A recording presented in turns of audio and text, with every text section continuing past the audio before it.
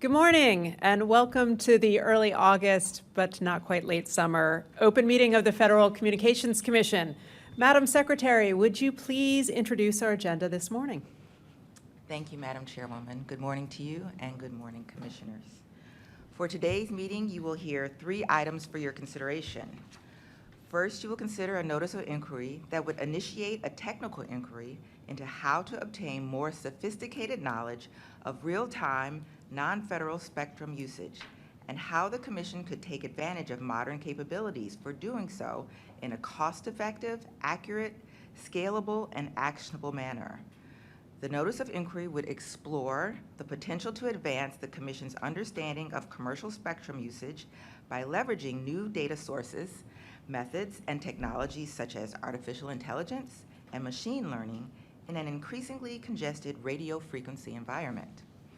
Second, you will consider a 6th report and order which would implement the Affordable Connectivity Program, or ACP, high-cost area benefit, providing a discount of up to $75 per month for broadband services provided in qualifying high-cost areas by participating ACP providers. Third, you will consider an Enforcement Bureau action. This is your agenda for today. Please note the Media Bureau item titled Updating Digital FM Radio Service and listed as item 2 on the agenda in the July 27th Sunshine Notice was adopted by the Commission and deleted from today's agenda. The first item is titled Advancing Understanding of Non-Federal Spectrum Usage and will be presented by the Wireless Telecommunications Bureau. Joel Taubenblatt, Chief of the Bureau, will give the introduction. Thank you, Madam Secretary. Mr. Taubenblatt, please proceed. Good morning, Madam Chairwoman and Commissioners. Today, the Wireless Telecommunications Bureau is pleased to present for your consideration an item that would initiate a technical inquiry into how the Commission could gain a greater understanding of non-federal spectrum usage. Further, this item could shed light on how the Commission could take advantage of modern capabilities of studying spectrum usage in a cost-effective, scalable, and accurate manner. I would like to thank the WTB team for their hard work on this item, as well as the other bureaus and offices for their contributions. With me at the table are Arpan Sura, Senior Counsel in the Bureau's front office, and Madeline Mayor, Assistant Division Chief in the Bureau's Broadband Division, and Arpan will present the item. Thank you, Joel. Good morning, Madam Chairwoman. Good morning, Commissioners. The item before you initiates a technical inquiry on advancing our understanding of real-time, non-federal spectrum usage and how modern technologies can enable it in a cost-effective, accurate, scalable, and actionable manner. This item explores the ways that new data sources, tools, and methods, including artificial intelligence and machine learning, can provide insight to manage an increasingly congested radio frequency environment. This item conducts that technical inquiry by soliciting feedback in 5 areas. First, this item seeks comment on how best to define, measure, and understand spectrum usage. It solicits feedback on the benefits, drawbacks, and utility of previous frameworks to conceptualize spectrum usage and its various dimensions. It also invites comment on specific approaches to evaluate spectrum usage, such as breaking it down by geography, time, frequency, and other components. Second, this item seeks comment on whether a uniform approach to understanding spectrum usage is possible. In particular, it asks how to consider external factors that may affect the study of spectrum usage. These factors include frequency range, service and reliability needs, geography, climate, and other individualized and band-specific considerations. Third, this item seeks comment on considerations for collecting spectrum usage data. It solicits input on the Commission's existing data sources and whether these repositories can provide actionable insight on spectrum usage. It solicits input on the feasibility, benefits, and drawbacks of various data collection techniques, including crowdsourcing, external data sources, data modeling and simulation, and also direct observation. And in assessing these techniques, commenters are asked to consider a variety of factors, such as cost and burden, data standardization, technical accuracy and precision, and the current and emerging state of the technology today. Fourth, this item seeks comment on various issues that may be implicated by the Commission's understanding of spectrum usage, and these include data privacy, security, and data protection, the Commission's statutory authority, and diversity, equity, inclusion, and accessibility. And finally, this item invites comments on steps the Commission might take to further its understanding of spectrum usage, both in the near and the long term. The Wireless Telecommunications Bureau recommends adoption of this item and requests editorial privileges to make technical or conforming edits. Thank you. Thank you. We will have some comments from the bench. We'll start with Commissioner Carr. Thank you very much to the team for the presentation, the work on the item. I think for a lot of people that are in this space, they either have in their office somewhere, maybe curled and yellowing, or they've seen one. It's one of those spectrum posters. And I think up to now, probably the most advanced tool we've had to see more clearly at how the spectrum is being used is a magnifying glass, try to get up there and sort of read between all of the bands. You may be surprised to learn that we don't have a lot of sophisticated tools beyond that to see in real time how this spectrum is being used. And having that information can be used by the FCC in a range of ways to help promote more intensive use, to promote innovation, to promote competition. So I'm glad that we're launching this inquiry today to see what tools are out there to give us a better picture of the current state of the use of spectrum.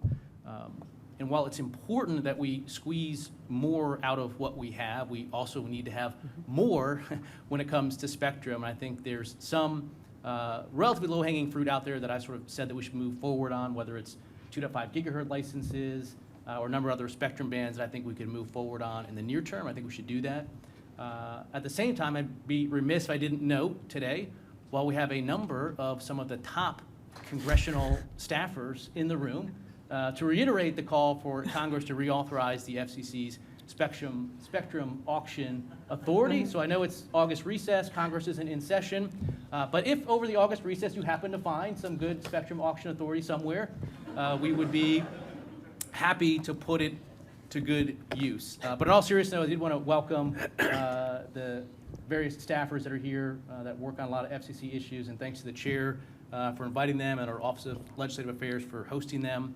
And as to this item, it has my support, so thanks. Thank you, and thank you for the shameless plug. All right, Commissioner Starks.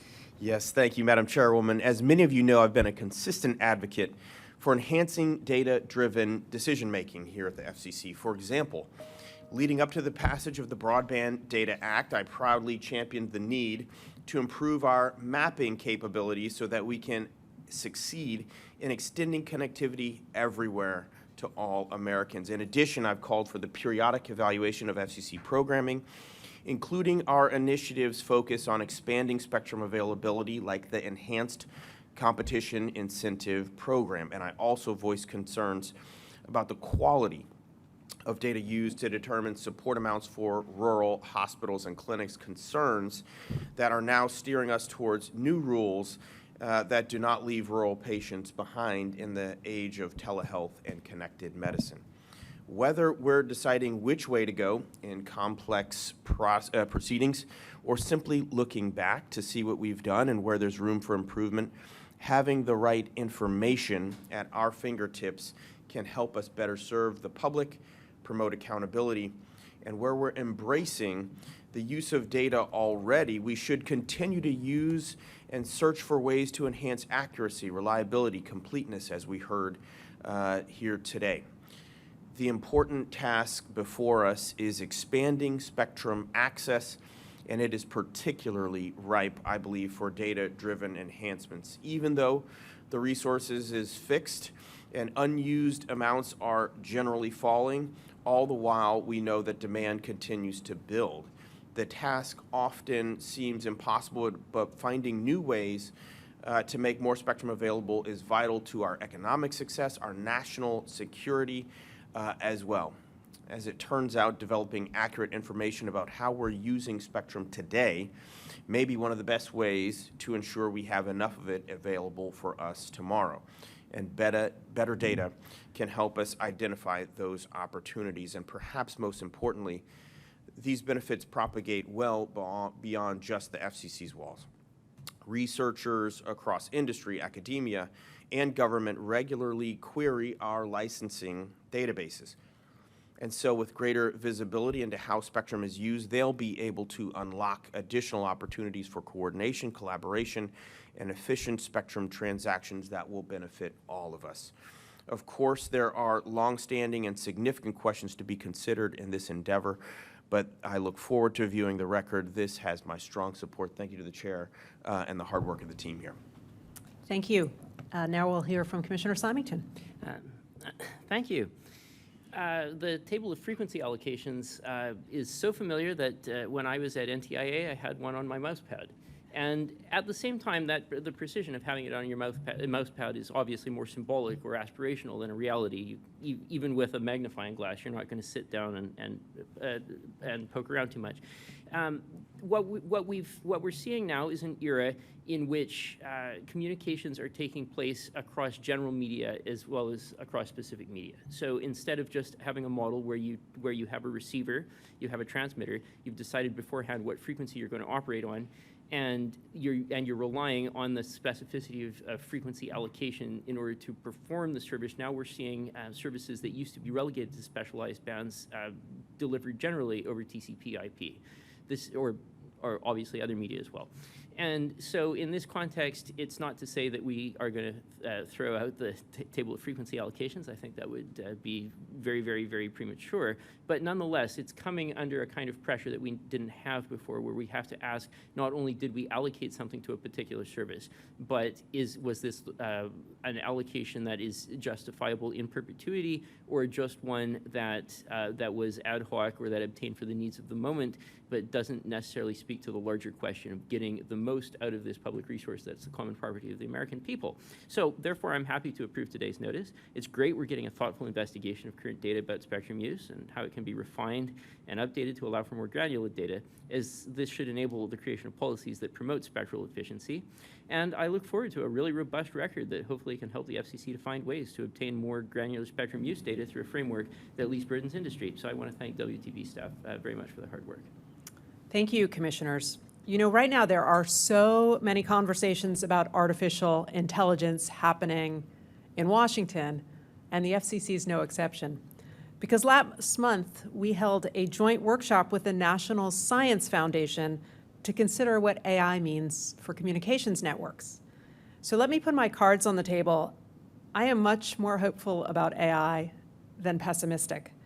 A big reason why is I'm an optimist by nature, but that's not all. After all, where you stand has a lot to do with where you sit, and from my perch as the head of our nation's expert agency on communications, I can't help but be an optimist about the future of AI. Now that might sound contrarian, because so much of the news about AI is dark. How do we rein in this technology? What does it mean for the future of work? What will it mean for democracy and elections? What happens when AI models inherit the prejudices of systems they are trained on and determine who gets a loan and who gets a job? What does it mean for competition? And does generative AI pose an existential risk for humanity? Whoa, those are big questions. So let me get back to what this agency we know, and that's all about communications. What we understand is that the airwaves around us are invisible infrastructure, and how we allocate this resource supports and constrains what we can do with it. Right now, so many of our commercial spectrum bands are growing crowded. Hundreds of millions of wireless connections from smartphones to medical sensors are using this invisible infrastructure. And that number is growing fast. But congestion can make it harder for us to make room in our skies for new technologies and services. But we're going to have to find a way, because no one wants innovation to grind to a halt. And to do this, we're going to need smarter policies, like efforts that facilitate more efficient use of this scarce resource. Think of it as an abundance agenda. Now enter AI. A large wireless provider's network can generate several million performance measurements every minute. Using those measurements, machine learning can provide insights that help better understand network usage, support greater spectrum efficiency, and improve resiliency by making it possible for networks to heal on their own. Today's inquiry is a way to understand this kind of potential and help ensure it develops in the United States here first. We start by focusing on spectrum utilization. For decades in this country, we have licensed large slices of our airwaves and come up with unlicensed policies for joint use in others. This scheme, however, is not really dynamic. But with the demands on our airwaves growing with the Internet of Things, we want to better understand spectrum utilization in geography, frequency, and time. Now, this kind of data could help make our policies smarter and more effective. It could also help support new cognitive abilities that could teach our wireless devices to manage transmissions and avoid harmful interference on their own. In other words, smart radios using AI can work with each other without a central authority deciding the best use of spectrum in every environment. Now, if that sounds far off and a little out there, it's actually not. Take a look at the work that the Defense Advanced Research Projects Agency and National Science Foundation have been doing for years on this subject. In particular, take a look at DARPA's Coliseum Network Emulator, designed to support the development of new radio technologies, and DARPA's Spectrum Collaboration Challenge, which invited innovators to design new wireless networks using AI.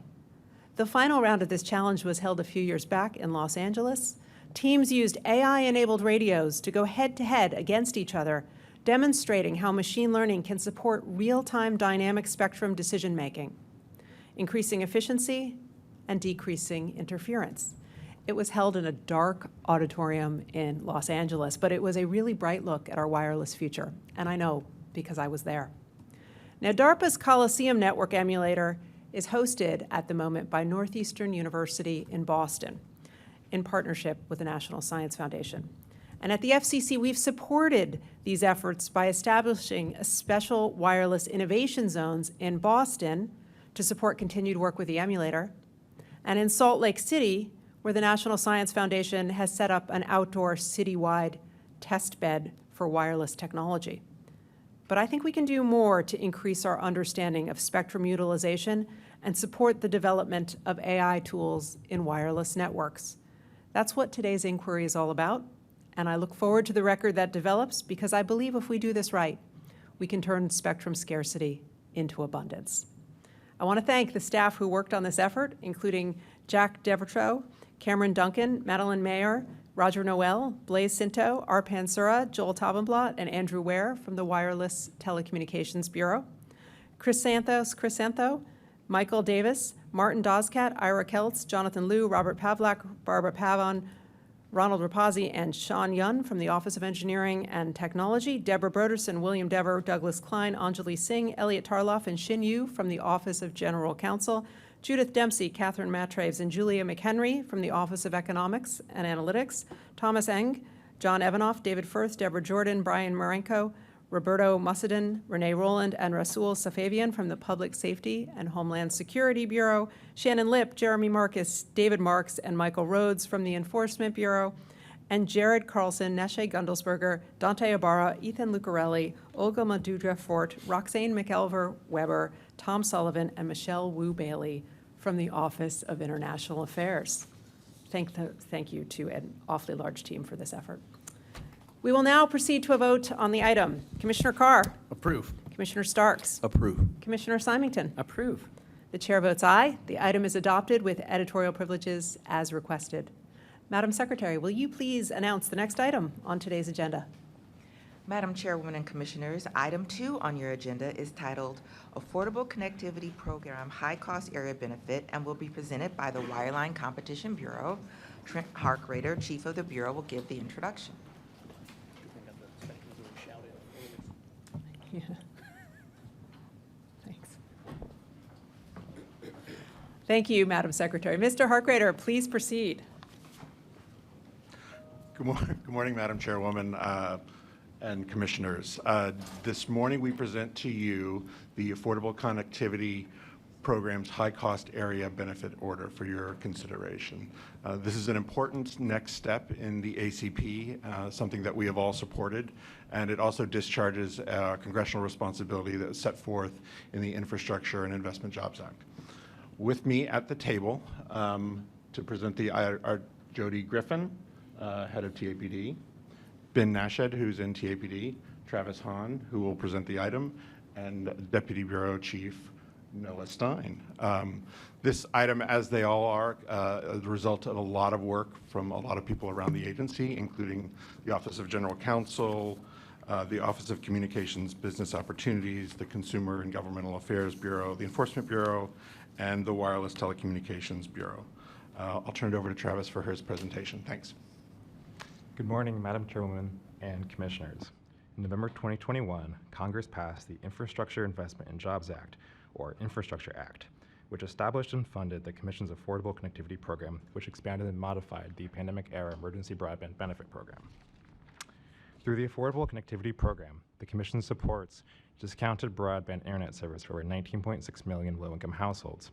In the Infrastructure Act, Congress also required the Commission to adopt rules establishing a mechanism by which, in certain circumstances, providers can offer an up to $75 benefit to ACP households in qualifying high-cost areas to ensure that low-income households in rural and insular regions can obtain discounted broadband services.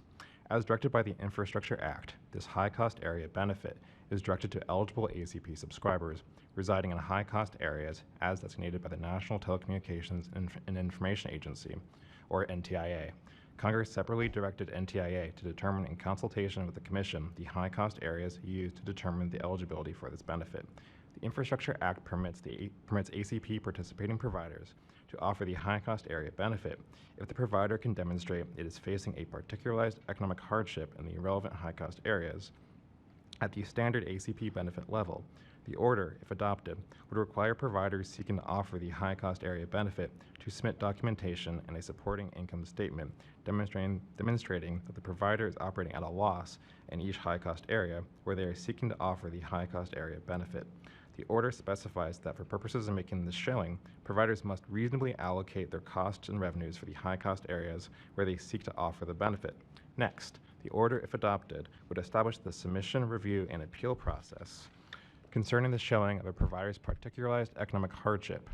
Specifically, the order directs the Universal Service Administrative Company to develop a mechanism for providers to electronically submit their hardship showing and, under the oversight of Commission staff, review the showings for completeness and approve or deny the submissions. The order would also require ACP providers to resubmit their hardship showings on an annual basis to account for changes in financial circumstances. The order, if adopted, would also require providers that are approved to offer the high-cost area benefit to provide standardized disclosures on their subscriber's first bill when the benefit is applied. Specifically, providers will be required to notify subscribers that continued receipt of the high-cost area benefit is contingent on a provider's continued eligibility to offer the benefit, and providers must give advance notice to ACP subscribers if the provider no longer qualifies to offer the high-cost area benefit. If adopted, this item is expected to incentivize providers to participate in the program or remain in the program in rural and insular areas, further narrowing the digital divide. The Bureau recommends adoption of this order and requests editorial privileges. Thank you. Thank you. We will now hear comments from the bench. Commissioner Carr.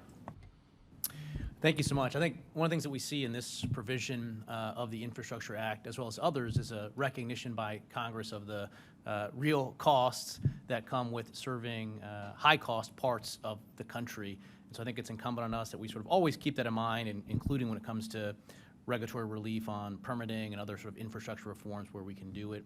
I want to thank the team very much for the hard work on this item. As Trent made clear, all of these require a substantial amount of work from you all, so really appreciate it. I'm also thankful to my colleagues for agreeing to some changes to the item, principally helping to sort of bolster some of the waste, fraud, and abuse protections there, including some feedback from the Inspector General. I think all of that is really going to move this in the right direction. And just generally think it's great whenever we're closely coordinating with the IG on the front end of our initiative. So thanks to the team for all the hard work on it. It has my support. Thank you. Commissioner Starks. Yes, thank you, Madam Chairwoman. As I've long stated, ACP must connect all Americans everywhere, including those living in rural areas. And so that's why I've been pleased to see ACP make inroads in rural communities across the nation. As of this week, all 50 states have at least 14,000 households enrolled. 37 states have 100,000 enrolled, several thousand rural zip codes, and more than 80% of non-metro counties have at least 100 households enrolled. In fact, a recent program performance model showed that 230,000 more rural households have signed up than was statistically predicted. So we need to bank and build on that progress for sure. ACP's continued success in rural America will do more than help millions of rural families get and stay connected, as if that weren't enough. It will also spell good news for rural deployment efforts, chief among them the Broadband Equity Access and Deployment BEAD programming. As I've noted before, Congress designed ACP and BEAD to truly work together as a pair.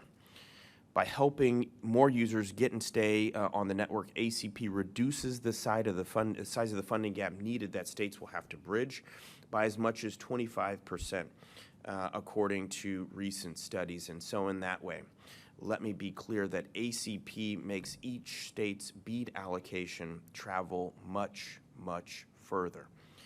As for the steps we take here today, Congress instructed us to establish an affordable connectivity program, high cost area benefit. Implementing the program that Congress established as Congress directed is very important to me. And I am proud of what we're doing here today, Madam Chairwoman and my colleagues. So it's making sure that the program truly is available to all who need it. So it has my strong support. Thank you. Commissioner Simington. Thank you. I'm happy to approve this implementation of Congress's order to establish an ACP high-cost program. The point of this program is simple: to help tip the scales in favor of deploying and maintaining service in high-cost areas. But the devil's in the details. A poor implementation of this program could lead to substantial government waste and, paradoxically, undermine the incentives for providers to invest in high-cost areas. Here's how. Imagine that you're a provider who runs a lean, efficient operation and turns a reasonable profit despite operating in an expensive and difficult-to-serve area. Because eligibility for this program is specific to each provider, not just for all providers in the high-cost area, a poor implementation would allow an inefficient, otherwise unprofitable competitor to undercut you by qualifying for this benefit, a benefit that you cannot qualify for because you run your business too well. Surely, punishing you for running your business well and rewarding your competitor for running his poorly is not what Congress intended. Thankfully, the language in the statute and this order is clear. A provider needs to have a particularized economic hardship to qualify for the program. And as this order says, that means the provider must show that it would not be possible for it to profitably serve the high-cost area without being eligible for this higher ACP benefit. The only reasonable interpretation of this language is that you cannot be suffering a genuine economic hardship if you have failed to do everything you possibly can to become more profitable. If you want this benefit, you should cut unnecessary costs, consider alternative technologies, reevaluate your prices, make any other possible efficiencies. The statutory and regulatory language is thankfully very clear, and it's now up to WCB and USAC to faithfully enforce the law. And I would like to thank all of my colleagues for working with my office closely on the many detailed and picky provisions of this, and of course to WCB for putting together what is a very, very challenging order and for working so hard on getting all the details right. We really had something fantastic to work with here. Thank you, Commissioners.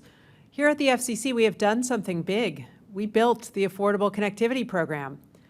It's the largest broadband affordability effort in our nation's history. As a result, when I last checked, more than 19.8 million low-income households across the country are now getting the help they need to get online and stay online.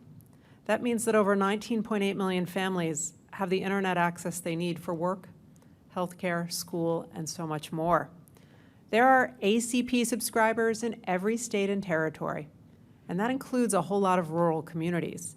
In fact, more than 2.8 million ACP households are in rural counties, but that figure alone does not paint the full picture. Because as one study has demonstrated, rural households are actually signing up at a higher rate than their urban peers. That does not mean it is always easy. In many rural counties, it is still costly to deploy and maintain broadband service. In a nod to this reality, in the bipartisan infrastructure law, Congress tasked us with developing a way for households in high-cost areas to receive more than just the standard $30 a month discount for ACP, and instead possibly provide a larger discount of up to $75 a month. Today, we put this special discount for rural households in place. Consistent with the law, we make this support available strictly in high-cost areas that NTIA is charged with identifying as part of their work on the Broadband Equity Access Deployment Program. Now, this information should be out publicly from NTIA shortly, but we're getting ahead of ourselves here by making clear that we understand we have a task to do, and I'm pleased that the team has taken that initiative.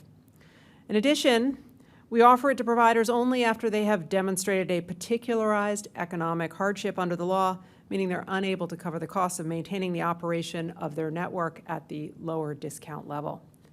One final note, we are laser-focused on protecting the integrity and success of the Affordable Connectivity Program. That is why, in implementing this aspect of the law today, we put in place safeguards recommended by the Independent Office of Inspector General in order to ensure that the high-cost areas benefit works the way that Congress intended. And for this effort, which, as my colleague Commissioner Simington acknowledged, was complicated, I want to thank Allison Baker, Cheryl Callahan, Jessica Campbell, Jody Griffin, Travis Hahn, Trent Harkrader, Diane Holland, Felicity Keeley, Billy Layton, Benjamin Nashid, Terry Natoli, Haley Steffen, Noah Stein, Keisha Woodward, and Eric Wu from the Wireline Competition Bureau, Mark Azik, Joanna Pfister, Eugene Kiselev, Eric Ralph, and Marcy Wakala from the Office of Economics and Analytics, Bambi Kraus from the Consumer and Governmental Affairs Bureau, Melina Barzilai, Rick Mallon, Bill Richardson, and Shin Yu from the Office of General Counsel, Georgina Fagan, Pamela Gallant, Kaylin Lee, Mindy Littell, and Pam Slipikoff from the Enforcement Bureau, Kara Grayer and Joy Ragsdale from the Office of Communications Business Opportunities, Mindy Ginsburg from the Office of Managing Director, and Barbara Espin from the Wireless Telecommunications Bureau. And with that, we will proceed to a vote on the item. Commissioner Carr? Approve. Commissioner Starks? Approve. Commissioner Simington? Approve. The chair votes aye. The item is adopted with editorial privileges as requested. Madam Secretary, will you please announce the next item on today's agenda? Madam Chairwoman and Commissioners, item 3 on your agenda is an enforcement action and will be presented by the Enforcement Bureau. Loyana Gal, Chief of the Bureau, will give the introduction. Thank you, Madam Secretary. Because this item is an Enforcement Bureau action, we're going to switch the order up just as the Commission has done in past cases that involve similar presentations at an open meeting. As with all open meeting items, the Bureau circulated this item to every commissioner at least 3 weeks ago. But there is a long-standing practice at the agency that we do not publicly disclose the parties of enforcement matters unless and until the Commission decides to take action. For these types of items, this means that the agency formally votes on the item, then hears a brief presentation from the Bureau before proceeding to any statements that the commissioners may have. This process ensures that these sensitive matters will not be publicly disclosed until the FCC has voted to take action, and we're going to follow that precedent here. So we will now proceed to a vote on the item. Commissioner Carr? Approve. Commissioner Starks? Approve. Commissioner Simington? Approve. The chair votes aye. The item is adopted with editorial privileges if requested. Mr. Egal, please proceed with introducing the item. Madam Chairwoman, Commissioners, thank you for your votes for today's item. A forfeiture order for $299,997,000 against the following entities: Sumco Panama SA, Sumco Panama USA, Virtual Telecom KFT, Virtual Telecom Inc., Davis Telecom Inc., Geist Telecom LLC, Fugel Telecom LLC, Tech Direct LLC, Moby Telecom LLC, and Posting Express Inc. We refer to this group of entities, which included companies located in Hungary, Panama, and the United States, as the enterprise, a network of interconnected domestic and international companies that bombarded and harassed people throughout the United States with billions of unlawful robocalls purporting to market auto warranties. The sheer scope of the conduct involved here is unprecedented. The Enforcement Bureau previously took action against the enterprise in July of last year when it ordered U.S. voice service providers to take all necessary steps to avoid carrying this illegal robocall traffic from certain violators within the enterprise. That action was taken in coordination with our partners at the Ohio Attorney General's Office, which separately sued many of the same entities in federal court in Ohio under the Telephone Consumer Protection Act. Our enforcement action, which required U.S. voice service providers to apply Know Your Customer principles in taking the necessary steps to avoid carrying the illegal traffic that was being generated by members of the enterprise, which according to software apps that people use to block robocalls, resulted in an estimated 99% drop in the types of auto warranty calls for which the enterprise was responsible. In December of last year, the Commission issued a notice of apparent liability against the enterprise. None of the entities in the enterprise responded to the notice of apparent liability. We now take the next step in holding these entities accountable. With me at the table are Dan Stepanisic, an assistant division chief in the Telecommunications Consumer Division, and Jessica Manuel, an attorney advisor in the Telecommunications Consumer Division. Jessica will now present the item. Thank you, Leon. Good morning, Madam Chairwoman and Commissioners. This forfeiture order finds a group of entities in the United States and abroad, which we refer to as the enterprise, liable for making robocalls without obtaining the requisite consent in violation of the Telephone Consumer Protection Act, or the TCPA, and the Commission rules. It also finds the enterprise liable for using misleading caller ID in violation of the Truth in Caller ID Act. This forfeiture order adopts the $299,997,000 fine proposed in the December 2022 Notice of Apparent Liability. These robocalls were misleading. They marketed auto warranties to consumers throughout the United States by encouraging call recipients to speak with a warranty specialist, purportedly about extending or reinstating their car's warranty. However, the product being offered was not a warranty. It was a vehicle service contract, which often does not have the same state consumer protections as a warranty. The vehicle service contract sellers had no ability to extend or reinstate a consumer's existing auto warranty. The scheme involved the sellers paying the enterprise to make calls to identify potential purchasers of the seller's contracts.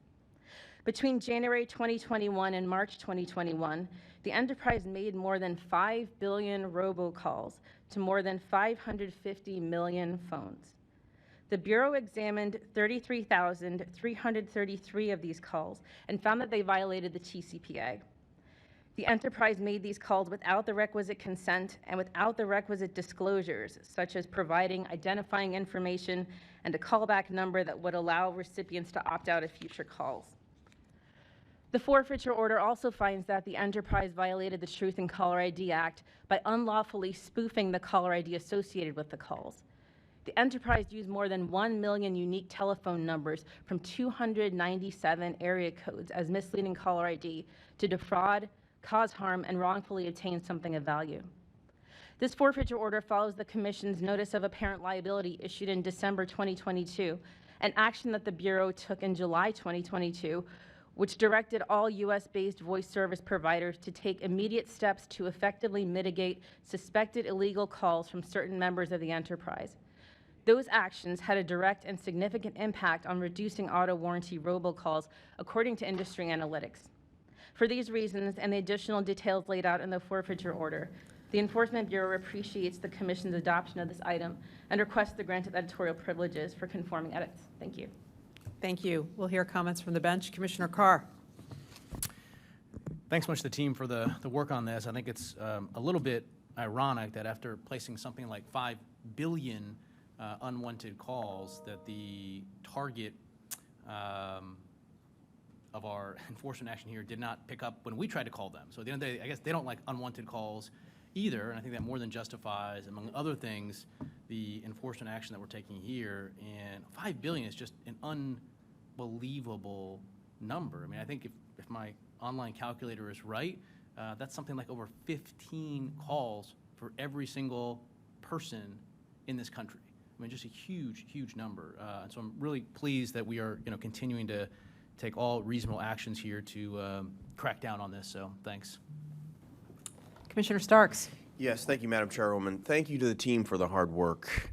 One thing that I wanted to emphasize here is the collaboration this case came from the Ohio Attorney General. I think that's been a tremendous asset that we've had in enforcement. The word that the chief used was accountability. And I think that's exactly what we're driving home today. The scale of this is absolutely mind-boggling. But at the end of the day, real Americans are getting harmed from these fraudulent calls here for auto. But at the end of the day, we are vindicating them right here. So thank you for the hard work for the team. Commissioner Simington. No comments at this time, other than to applaud EB for its actions on this. Thanks. Thank you, commissioners. You know, not that long ago, you may have received one of these calls. It was from someone desperately trying to reach you about extending your auto warranty. I mean, I know I did. And at one point, it seemed like these calls were everywhere. And they were more than just a nuisance. That's because this scheme flooding our lines, marketing fake car warranties, was part of a scam to gain access to our personal and financial information. So the FCC, we kicked into high gear. We worked to identify who was sending these junk calls, and then armed with the facts, gave phone companies permission to cut off this traffic before going one step further and directing them to block it outright. We got results. Following our action, the number of auto warranty calls fell by 99%.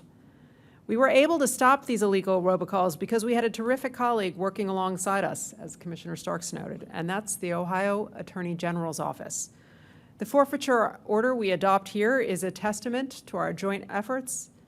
At nearly $300 million, it is also the largest fine in FCC history.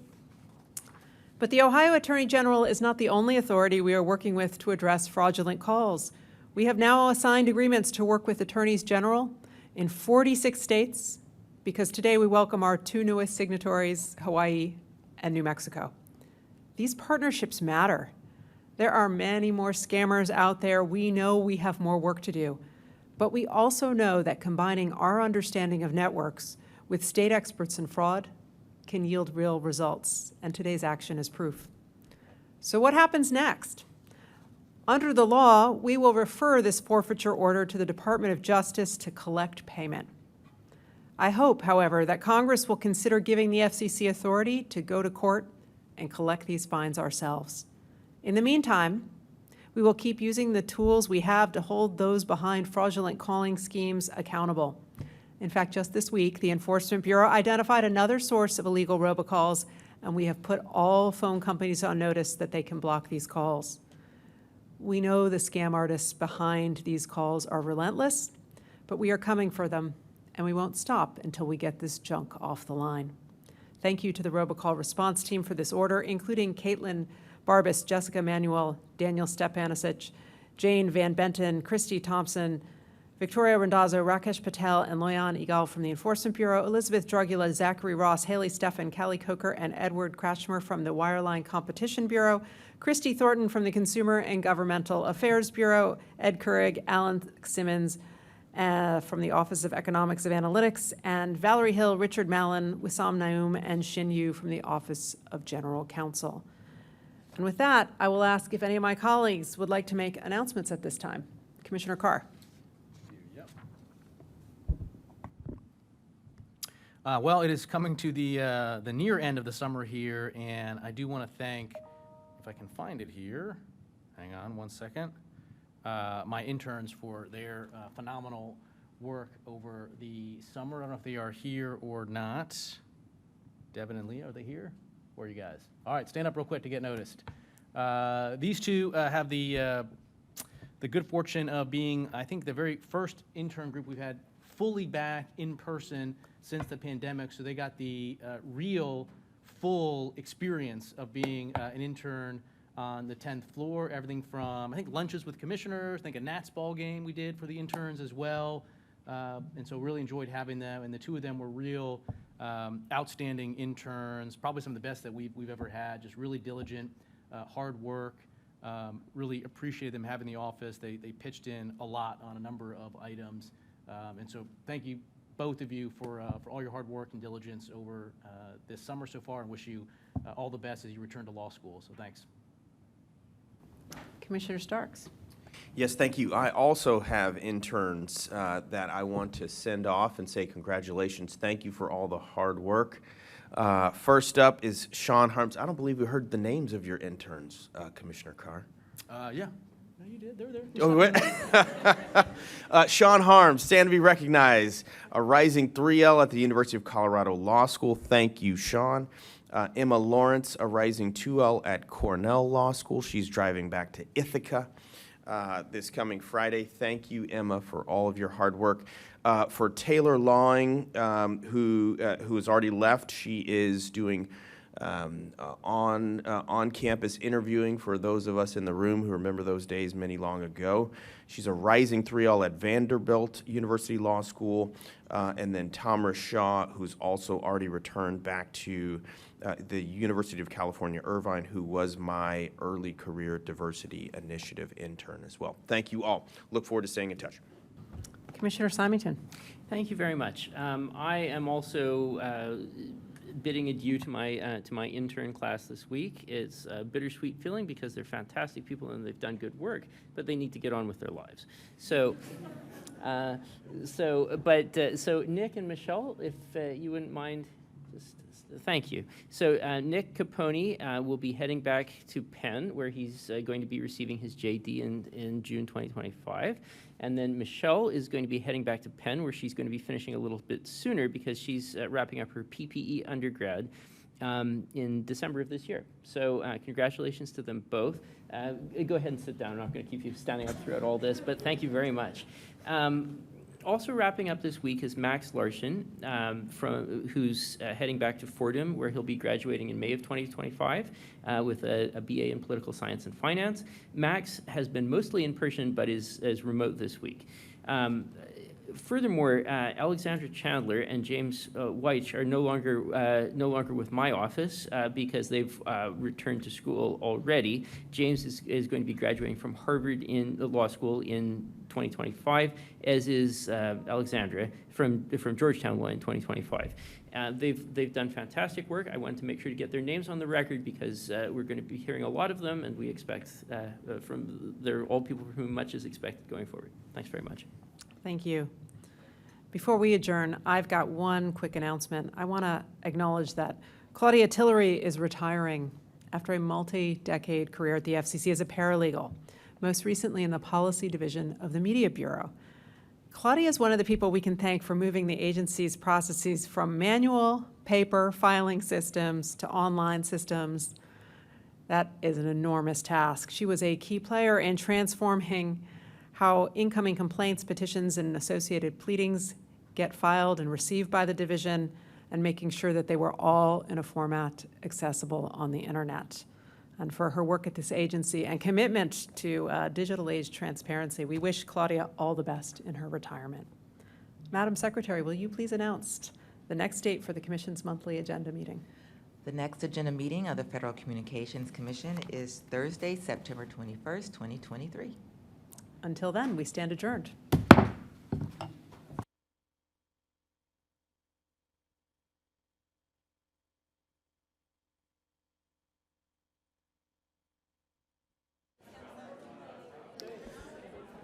Good morning, everyone. If you can do it, just lower our voices just for one quick second. I have a quick announcement. Hi, I'm Paloma Perez, the press secretary for the FCC. And I think like many of us here, it is definitely summer. And we are not going to be having our regularly scheduled press conference. Folks are already kind of on their way out. So I just wanted to let folks know if there are any other questions you have for the Office of Media Relations or the agency more broadly, feel free to reach out to us at the OMR office. And that's it. With that, happy summer. Thanks.